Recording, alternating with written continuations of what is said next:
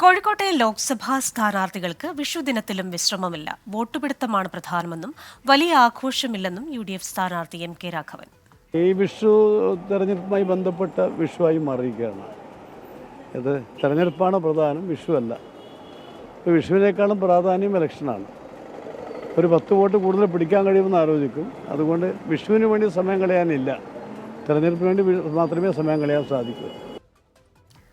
വോട്ടർമാർക്കൊപ്പമാണ് ഇത്തവണത്തെ വിഷു ആഘോഷമെന്ന് കോഴിക്കോട്ടെ NDA സ്ഥാനാർത്ഥി MT രമേശ്. എറണാകുളത്ത് കുടുംബത്തോടൊപ്പമാണ് സാധാരണ വിഷു ആഘോഷിക്കാറുള്ളതെന്നും അച്ഛനും അമ്മയുമാണ് കൂടുതൽ വിഷു കൈനീട്ടം തന്നിട്ടുള്ളതെന്നും MT രമേശ് പറഞ്ഞു.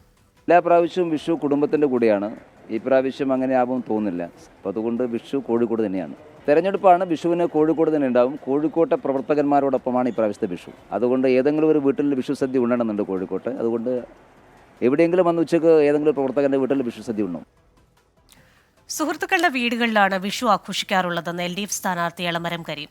ഒരുമയുടെ സന്ദേശമാണ് വിഷു നൽകുന്നതെന്നും ഉത്സവ ചന്തകൾ നടത്താൻ കൺസ്യൂമർ ഫെഡിന് ഹൈക്കോടതി അനുമതി നൽകിയതിനാൽ വിഷു ആഘോഷം കേമമാക്കാൻ എല്ലാവർക്കും കഴിയുമെന്നും എളമരം കരീം പറഞ്ഞു. കേരള സർക്കാർ നിത്യോപയോഗ സാധനങ്ങൾ വില കുറച്ച് കൊടുക്കാനുള്ള സ്റ്റോറുകൾ തുടങ്ങാൻ തീരുമാനിച്ചു കൺസ്യൂമർ ഫെഡിൻ്റെ നേതൃത്വത്തിൽ. അതിന് ചില തടസ്സങ്ങളുണ്ടായിരുന്നു, ആരൊക്കെയോ പരാതി കൊടുത്തിട്ട്. അപ്പോൾ ആ തടസ്സം കോടതി നീക്കി. അപ്പം ജനങ്ങൾക്ക് നന്നായി വിഷു ആഘോഷിക്കാൻ കഴിയുന്ന ഒരു സാഹചര്യം ഉണ്ടായിട്ടുണ്ട്. വാർദ്ധക്യകാല പെൻഷൻ 3 ഗഡു ഇപ്പോൾ കൊടുത്തുകൊണ്ടിരിക്കുന്നുണ്ട്.